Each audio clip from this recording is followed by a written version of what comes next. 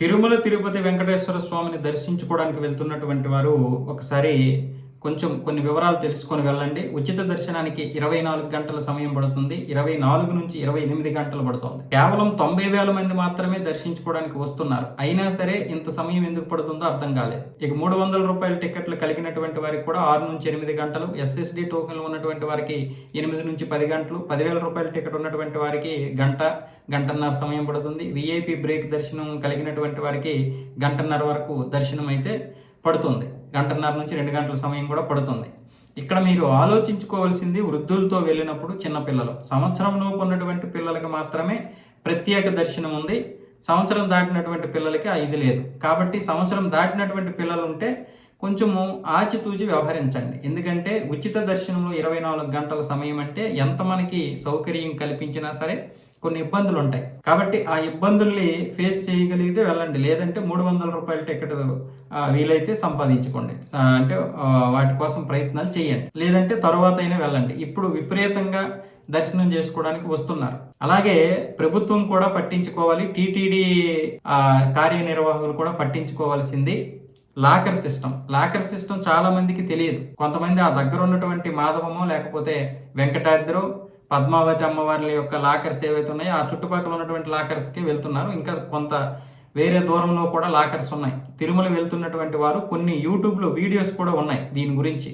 రూమ్లు ఎక్కడ దొరుకుతాయి, లాకర్స్ ఎక్కడ దొరుకుతాయి, తలనీలాలు ఆ కొండ దగ్గర ఉన్నటువంటి, అంటే మొట్టమొదటి దగ్గర ఉన్నటువంటి మనకి ఎవరైతే బస్ స్టాప్ ఉంటుందో అక్కడ ఉన్నటువంటి దగ్గర మాత్రమే వెళ్తున్నారు తలనీలాలకి. ఇంకా మనం ఒక హాఫ్ కిలోమీటర్ దూరం వెళ్తే మనకి చాలా ప్రశాంతంగా తలనీలాలు అయిపోతాయి. దాని పేరు నాకు తెలియడం లేదు. కాబట్టి మీరు అన్ని వివరాలు తెలుసుకొని వెళ్ళండి. ఒకే దగ్గర గుంపులుగా చేరాల్సిన అవసరం లేదు.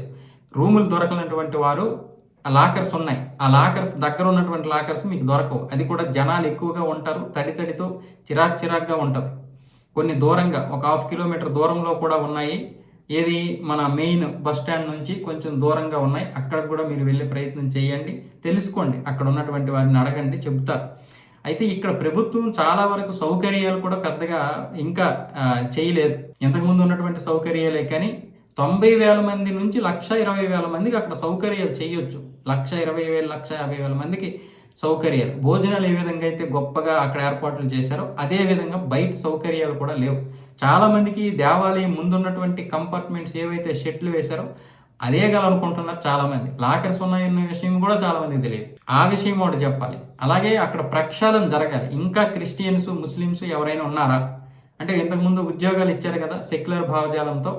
మనల్ని ఎవడు మసీదులోకి చర్చిలోకి రానివ్వడు, కానీ మనం మాత్రం వాళ్ళని పెట్టుకున్నాం. మరి బిఆర్ నాయుడు గారు వచ్చాక వాళ్ళని తీయించేసి అక్కడ స్థానిక ప్రభుత్వంలో ఉద్యోగాలు ఇప్పించారు. మున్సిపాలిటీలోనో ఎవరికి తగ్గట్టుగా వారికి వెంటనే ఉద్యోగం తీసేయకుండా ఇక్కడ దేవాలయం నుండి తీసేసి ప్రభుత్వంలో పెట్టారు. రాష్ట్ర ప్రభుత్వ ఉద్యోగాల్లో పెట్టారు. అలాగే అక్కడ షాపులు కూడా కొంతమంది ఉన్నాయి క్రిస్టియన్స్. అవి కూడా మరి తీసేశారో లేదో తెలియదు. బిఆర్ నాయుడు గారు తీసేస్తామని చెప్పారు. ప్రక్షాళన ఇంకా చేయాలి. అలాగే ఇంకా ఉద్యోగాల్ని నియమించుకొని ఇంకా సౌకర్యాలు పెంచాలి. అక్కడ ఉన్నటువంటి వారికి అన్ని విషయాలు తెలపడానికి ఒక టీంని ఏర్పాటు చేయాలి. ఇంకా మంచి సౌకర్యాలు పెట్టాలి. లాకర్స్ అవసరమైతే పెంచాలి. రూములు కూడా వృద్ధులకి, చిన్నపిల్లలు ఉన్నటువంటి వారికి లైన్లో నిల్చోకుండా సపరేట్గా ఏదైతే 1 సంవత్సరం లోపు వారికి దర్శనానికి బాగా ప్రత్యేకం ఏర్పాటు చేశారో అదేవిధంగా 5 సంవత్సరం లోపు పిల్లలు ఉన్నటువంటి వారికి, 70 సంవత్సరాలు లేదా 60 సంవత్సరాలు దాటినటువంటి వృద్ధులు ఉన్నటువంటి వారికి కూడా ప్రత్యేకమైనటువంటి ఏర్పాట్లు చేయాలి. అప్పుడు వాళ్ళకి 2-3 గంటలు దర్శనం సమయం ఆలస్యమైనా సరే ఈ సౌకర్యాల వల్ల వాళ్ళు ప్రశాంతంగా దేవుణ్ణి దర్శించుకుంటారు. లేకపోతే 25 గంటలు 26 గంటలు దర్శనంలో చిరాకుగా ఉంటే, సౌకర్యాలు లేకపోతే దానివల్ల వాళ్ళకి దేవుడి మీద భక్తి ఉండదు, చిరాకు వచ్చేస్తుంది. ఎవరి డబ్బు మనది? ఇదంతా హిందువులు ఇస్తున్నటువంటి డబ్బుతోటే కదా. మనమేం ప్రభుత్వ ఖజానా నుండి తేవాల్సిన అవసరం లేదు. దేవాలయంలో ఉన్నటువంటి హుండీ డబ్బుతోటే దీన్ని అభివృద్ధి చేయాలి టీటీడీ కార్యనిర్వాహకులు అలాగే ప్రభుత్వం కలిపి.